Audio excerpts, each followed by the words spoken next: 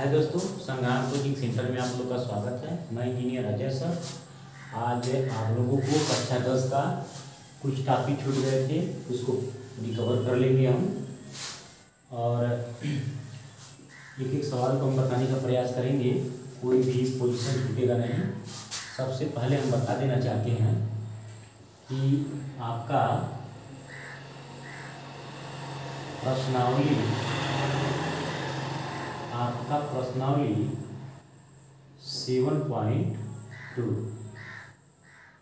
7.1 की बात हम कर चुके थे। 7.1 में आप लोगों को ज़्यादा चीज़ें फंडामेंटल तरीका समझा चुका था मैं, और आज जो है मैं 7.2 का लेक्चर लूँगा।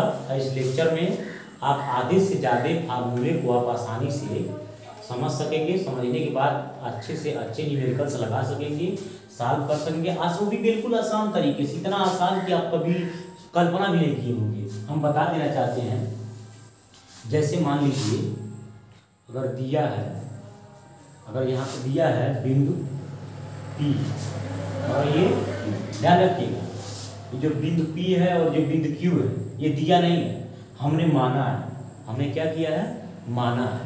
हमने इस बिंदु को P मान लिया और इस बिंदु को Q, क्योंकि ये शुरुआत वाला बिंदु है और ये लास्ट वाला बिंदु है। तो शुरुआत वाले बिंदु को P मान लिया और लास्ट वाले बिंदु को Q मान लिया। इस कंडीशन में इस बिंदु को, जिस बिंदु को P माने हैं उसमें दो बिंदु दे देते हैं। उसमें जिस बिंदु को P माने हैं उसमें दो बिंदु दे रहे हैं। एक को हम कह रहे हैं x1 और एक को हम कह रहे हैं y1। बिंदु P को हम क्या कह सकते हैं? x1 और y1। उसी प्रकार से x2 और y2, x2 और क्या y2, दो बिंदु है हमारे पास। एक P है, एक Q है। एक P को कहते हैं x1 y1 और Q को x2 y2। जबकि जानते हैं यहाँ पर एक बिंदु और है जिसे R कहते हैं, और ये P और Q को विभाजित कर रहा है। क्या कर रहा है? विभाजित, आधा आधा बांट रहा है। जहाँ पर विभाजित करता है उसको मम्मी 1 या M1 कहते हैं, या मम्मी 2 यानी कि M2। बच्चों को समझने में थोड़ा आसानी होगा। M1 और M2 जो दो बिंदु के बीच में P और R के बीच में विभाजित किया M1, R और Q के बीच में विभाजित किया M2। बहुत फंडामेंटल तरीके से समझेंगे। तो यहाँ से हमको विभाजन का सूत्र मिलता है। किसका सूत्र मिलता है? विभाजन के फार्मूले मिलते हैं, और वो भी बिल्कुल कंसेप्ट तरीके से कैसे करेंगे ध्यान से देखिएगा। विभाजन का कैसे फार्मूला निकालते हैं? विभाजन का विभाजन सूत्र से कैसे सूत्र निकालते हैं विभाजन का? एक साधारण बच्चा भी बोल सकता है। कैसे बोलना है उसको ध्यान से देखिएगा। पहले न करके M1 यहाँ पर लिख लीजिए M2, M1 और क्या हो गया M2। अब बीच में प्लस लिख दीजिए। इसमें M1 और M2 को नक के लिख लीजिए। अब बीच में क्या लिख देंगे? प्लस मम्मी 1 प्लस मम्मी 2 के साथ M1 है तो 1 के बाद x2 सीधे लिख दीजिए। M1 के बाद सीधे x2, यानी कि बोलेंगे M1 x2। अब प्लस अगर x2 लिखे हैं तो लास्ट में क्या आएगा? x1। उल्टा है, अगर M1 तो x2, अगर M2 तो x1। और उसके बाद से नीचे तो एकदम बिल्कुल नक के लिखना है M1 प्लस M2। अब ये जो विभाजन का सूत्र निकला है, अभी जो ये विभाजन का सूत्र निकला है वो x के लिए, किसके लिए है? x के लिए हो गया M1 x2 M2 x1 by M1 और प्लस M2 x के लिए होगा। तो सेम इसी प्रोसीजर से हम क्या निकाल सकते हैं?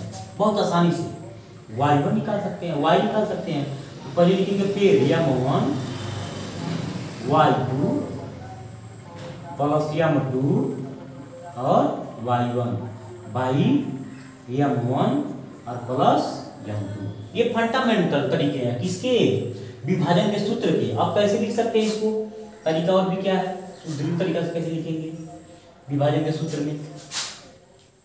x, y, x, y बराबर x का मान क्या है? x का मान क्या है? x का मान क्या निकाल के बैठे? x का मान देखिए निकाल के बैठे हुए क्या समानवा है? अरे देखिए रे बाबू, एकदम समानवा है आपके एकदम। x का x बराबर इतना ही तो है। नक के लिख दिए हैं कोष्टक में, आराम से कोष्टक बनाइए और इन नक के लिखिए M1 x2 उसके बाद से m2 x1 बट्टे m1 और प्लस m2। अब फिर कामा दे दीजिए, देखिए इसमें भी कामा है तो कामा छोड़ थोड़ी देंगे, कामा लेके चलेंगे।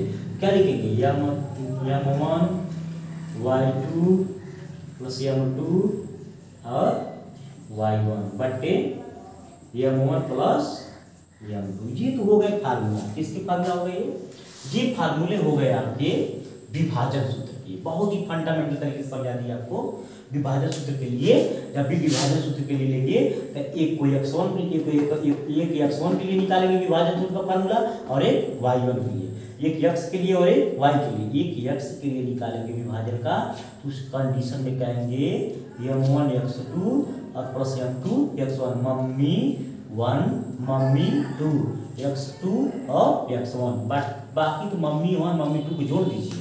उसी प्रकार से y के लिए जब निकालेंगे तो x हट जाएगा तो वहां से m1 y2 mummy 1 y2 mummy 1 y2 और मम्मी 2 y1 बट्टे m1 को क्या m2। इससे लड़के थोड़ा सा अच्छे से इसको तैयार कर सकते हैं। अब देखिएगा यहीं से सेम एकदम सेम फंडामेंटल तरीका से क्या निकलेगा, सेम कैसे निकलेगा वो देखिएगा। अब यहाँ से मध्य बिंदु निकालेंगे। क्या निकालेंगे?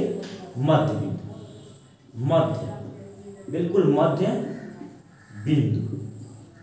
जब मध्य बिंदु के लिए फॉर्मूला निकालेंगे आप तो वो क्या होगा, वो भी x1 कामा y1 के लिए y के लिए होगा।